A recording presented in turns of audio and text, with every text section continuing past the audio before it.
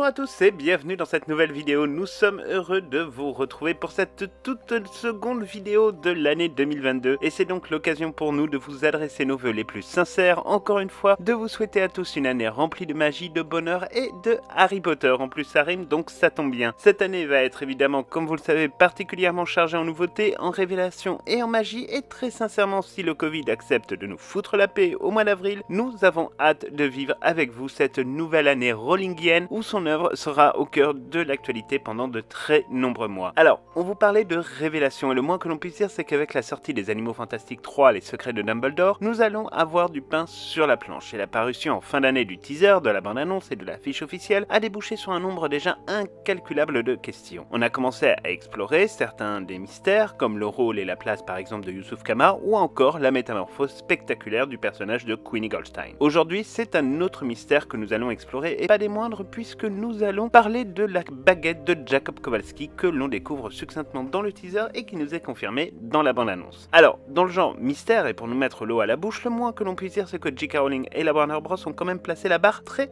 haut. On va donc tenter de vous présenter un certain nombre de théories sur ce à quoi nous pouvons nous attendre au sujet de ce point majeur de l'intrigue, même si cela devrait quand même rester dans un premier temps un élément assez secondaire de l'intrigue globale de ce troisième opus. Alors, évidemment, comme chacun d'entre vous, nous avons eu l'occasion de nous poser mille et une questions quand nous avons remarqué la présence de la baguette dans les mains de Jacob la toute première fois dans le teaser lors d'une bataille qui semble se dérouler au ministère allemand de la magie. À cette occasion, là, le moins que l'on puisse dire, c'est qu'on pouvait penser qu'il s'agissait d'une baguette dérobée ou une baguette empruntée, mais on peinait quand même à croire qu'il s'agissait d'une baguette finalement appartenant à Jacob. Cependant, la publication de la bande-annonce est venue régler le problème définitivement à cette question, puisque l'on sait de manière officielle que c'est bel et bien une baguette donnée par Albus Dumbledore à Jacob Kowalski. Dès lors, il faut élargir le champ des hypothèses pour expliquer cette étrange révélation. Alors, dans cette vidéo, nous allons aborder différentes hypothèses. La première, celle de la baguette factice. La seconde, une baguette comprenant des pouvoirs emmagasinés en quelque sorte par Albus Dumbledore. La troisième serait que Jacob deviendrait un sorcier. Et enfin la quatrième, Albus Dumbledore a fait ce choix de lui donner une baguette pour protéger Jacob. Bref, on a évidemment beaucoup de travail. Alors, petit message d'alerte, évidemment tout cela ne sont que des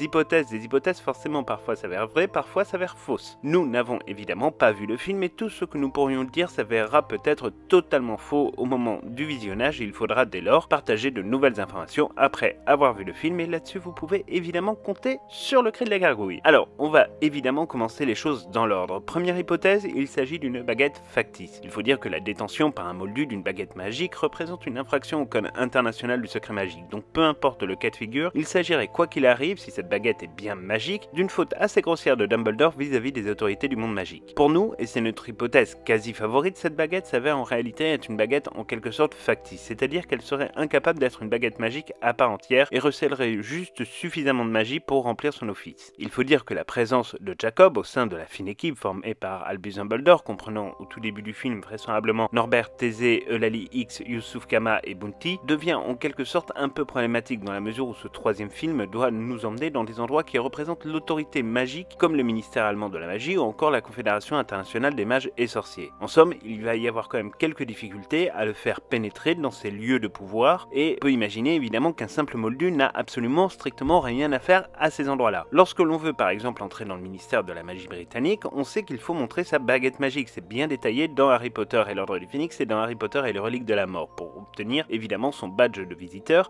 et donc d'identification. On peut imaginer que ce processus est également le même pour d'autres lieux de pouvoir du monde magique. Ainsi, sans baguette, il serait à proprement parler totalement impossible pour Jacob Kowalski de suivre ses petits camarades dans leurs aventures. Le doter d'une baguette magique avec la complicité, pourquoi pas, de Gary Ollivander aurait quand même un petit peu de sens, cela va sans dire, mais il y a intérêt quand même à bien l'expliquer. Notre théorie de cette baguette factice s'appuie sur deux éléments qui ne sont peut-être pas très convaincants, mais bon, on va quand même les tenter. Le premier, c'est que Jacob Kowalski récupère cette baguette dans un endroit bien particulier, c'est-à-dire dans le Great Wizarding Express, sorte de Poudlard Express reliant la gare de King's Cross à celle de Berlin. Ce train qui part de la voie 3 1/3 va acheminer la fine équipe pro Dumbledore jusqu'à Berlin, où semblent se dérouler des événements politiques importants pour le monde des sorciers, à l'occasion probablement du renouvellement des instances dirigeantes de la Confédération internationale des mages et sorciers. De ce que la bande-annonce nous montre, on croit savoir et deviner qu'un certain nombre d'événements vont s'y dérouler, entre événements politiques et réceptions, à ce que l'on pense être le ministère allemand de la magie. On n'a aucune idée précise de la temporalité du film de manière exacte et de la manière dont les nombreux déplacements vont s'enchaîner au fur et à mesure. Mais si la destination s'avère bien être le ministère allemand de la magie, cela vient appuyer notre raisonnement sur le fait que cette baguette n'aurait pour seul et unique but que de permettre à Jacob de s'infiltrer dans ces endroits magiques. Deuxième élément qui nous fait penser que cette baguette se trouve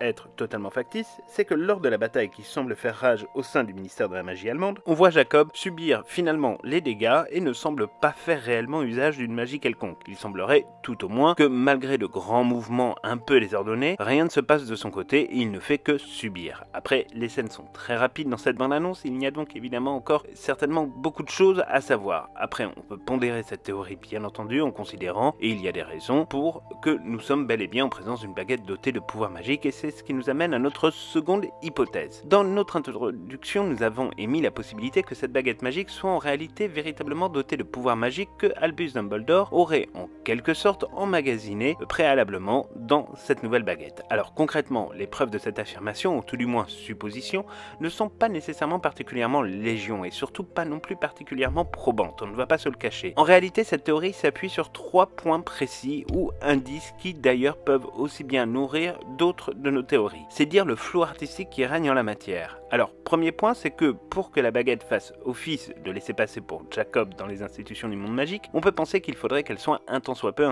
ensorcelée. Mais là aussi, cela implique que cette baguette a forcément dû être enregistrée, éventuellement sur un registre quelque part. Second point qui pourrait venir étayer cette théorie et la valider a priori, c'est que lors de la bataille qui se déroule donc dans ce fameux ministère allemand de la magie, en l'occurrence, on voit bien effectivement Jacob faire usage de sa baguette en faisant des grands mouvements. Un brin comique sans qu'on ne puisse véritablement en détailler les effets. Mais bon, après tout, pourquoi pas, on pourrait imaginer que la baguette est particulièrement réactive à certains mouvements de Jacob, à une certaine manière de l'utiliser, qu'elle comporte certains pouvoirs. Pour nous, on peut imaginer qu'il s'agit juste d'une manière pour Jacob de donner le change, en somme de faire semblant, mais rien ne vient pour le coup confirmer cette hypothèse. Troisième point qui pourrait venir confirmer en quelque sorte que cette baguette est bel et bien dotée de pouvoirs magiques, c'est la scène où nous voyons Jacob de retour à Poudlard et attablé à l'une des tables de la grande salle. Les 3 élèves qui lui font face sont particulièrement interpellés de voir un moldu avec une baguette magique. Mais elle ne semble pas prétendre qu'il s'agit d'une fausse, alors qu'elle pourrait ressentir effectivement la magie ou le manque de magie, même si elle semble quand même bien jeune. On vous l'avait dit, cette théorie ne repose en réalité que sur des brides d'indices et ne sont donc aucunement une confirmation de cette théorie, même si on imagine assez aisément le potentiel extrêmement comique d'une baguette qui dépasse son maître. Si tel était le cas, le moins que l'on puisse dire, c'est qu'on pourrait effectivement remarquer que la magie d'Albus Dumbledore est absolument incroyable et qu'il maîtrise, en plus de tout un tas d'autres sujets, parfaitement l'art des baguettes magiques. Troisième hypothèse que nous avançons sur ce mystère, contenu dans les toutes premières minutes que nous avons pu voir des Animaux Fantastiques 3, et pour le coup, on l'avoue, là c'est une théorie qui est quand même complètement délirante, c'est celle que Jacob deviendrait un sorcier à l'occasion de ce 3e opus des Animaux Fantastiques. Alors là on est vraiment dans la science-fiction, mais version rencontre du 3e type, et le moins que l'on puisse dire, c'est qu'outre le fait que ce serait totalement délirant, il y aurait intérêt à avoir quand même un sacré plan derrière pour expliquer ça. Alors en réalité cette théorie ne s'appuie sur rien, mais fait partie des théories préférées sur la toile depuis l'arrivée de la bande-annonce. En réalité, elle ne tient qu'à une seule chose, il détient une baguette magique,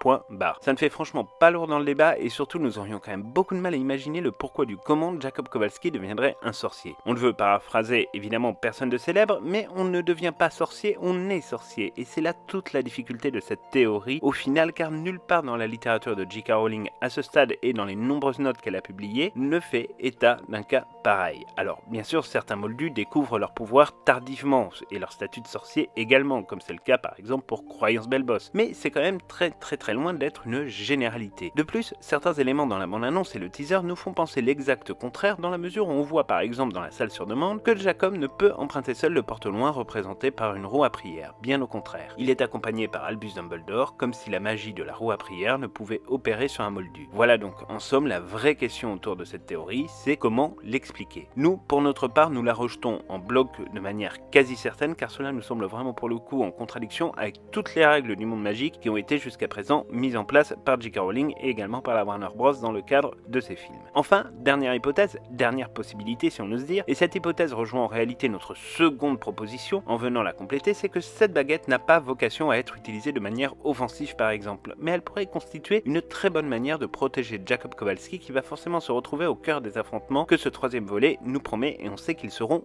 très nombreux. Partant de ce principe, on pourrait imaginer que cette baguette a été fournie par Albus Dumbledore uniquement pour agir comme une sorte de bouclier. Il faut dire que la présence de Jacob Kowalski est pour le moins difficile dans le contexte de guerre ouverte que semble déclencher Gellert Grindelwald. C'est un peu comme si on mettait un cerf au milieu d'une réunion annuelle de chasseurs qui n'auraient pas chassé depuis 6 mois. Difficile quand même de le protéger. Si cette baguette lui permet de le mettre hors de danger, pourquoi pas? Après tout, on peut voir dans la bande-annonce que cette baguette pourrait en effet, pourquoi pas, entraîner Jacob Kowalski un peu en dehors du conflit. On garderait le potentiel à ce moment-là comique sans pour autant descendre dans des considérations un peu plus complexes au sujet de l'usage de la sorcellerie par un moldu. C'est une hypothèse vraisemblable. Maintenant, difficile évidemment d'en savoir plus. Il y a assez peu d'éléments évidemment pour s'appuyer au regard de ces quelques minutes, environ 3 minutes de film que nous avons pu voir dans la bande-annonce et dans le teaser. Ça fait quand même très mince. Alors, vraie ou fausse baguette? Pour le coup, c'est très difficile de le deviner et sans avoir vu le film, forcément, on n'a pas la réponse. Pour notre part, la place de Jacob Kowalski dans ce film est quelque chose que l'on attendait vraiment tant. Son interprétation par Dan Fogler est absolument géniale, aussi bien hilarante que touchante, et sa relation avec Queenie aussi bien passionnante que tragique après les événements des crimes de Grindelwald. Bref, tous les ingrédients pour retrouver un personnage haut en couleur sont réunis et c'est vrai que nous, on a vraiment une très grosse attente sur Jacob Kowalski parce qu'on pense que c'est un personnage qui apporte beaucoup finalement à la saga. C'est un personnage qu'on aime d'autant plus qu'il est finalement un peu le moldu qu'on rêverait tous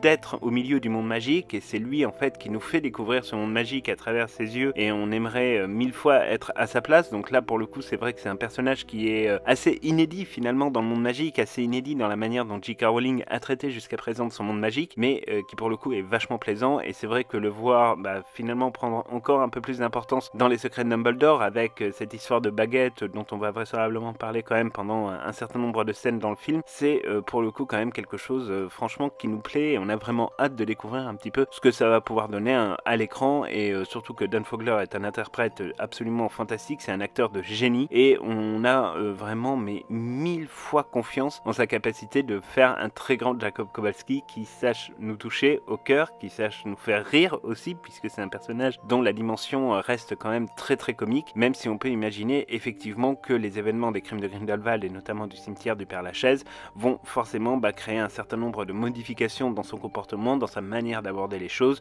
puisque désormais il passe en mode finalement un peu combattant pour essayer, on l'imagine, de récupérer sa Queenie Goldstein qu'il aime plus que tout. Donc ça va vraiment être quand même une des grosses attentes pour nous sur les secrets de Dumbledore et donc ce troisième opus des Animaux Fantastiques, parce que vraiment on attend encore une fois beaucoup de choses, à la fois du personnage donc Jacob Kowalski, mais aussi du personnage de Queenie Goldstein et forcément de la relation qu'il y a entre les deux. Il y a quelque chose là franchement d'absolument passionnant à regarder et à observer, et c'est probablement l'un des couples les mieux réussis jusqu'à présent par J.K. Rowling dans le monde magique, et ça on aura l'occasion de vous en reparler très prochainement. Voilà, donc c'est tout pour cette vidéo. Dites-nous vous dans les commentaires quelle hypothèse vous préférez au sujet de cette baguette magique. Est-ce que vous pensez qu'elle est vraie? Est-ce que vous pensez qu'elle est fausse? Est-ce que vous pensez que nos hypothèses tiennent la route? Est-ce qu'il y en a une que vous préférez par rapport à d'autres? Dites-nous vous aussi si vous avez pensé éventuellement à d'autres hypothèses, ça nous intéresserait de pouvoir en parler dans les commentaires tous ensemble, parce que là vraiment le moins qu'on puisse dire c'est qu'il y a quand même beaucoup de secrets contenus autour de cette fameuse baguette magique, et en plus on va pas vous le cacher, nous on adore discuter des baguettes, déjà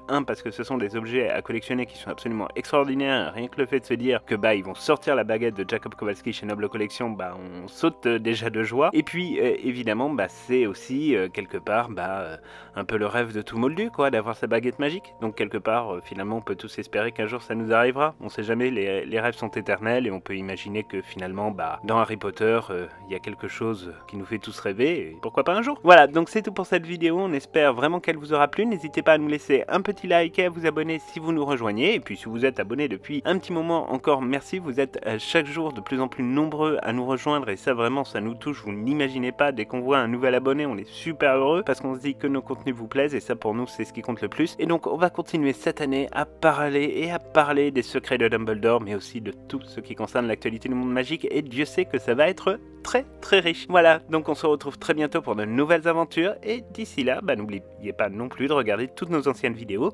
si vous en avez manqué quelques-unes pendant les fêtes de Noël et de fin d'année, ce qui est tout à fait logique puisque c'est un temps de famille. Voilà, à très bientôt.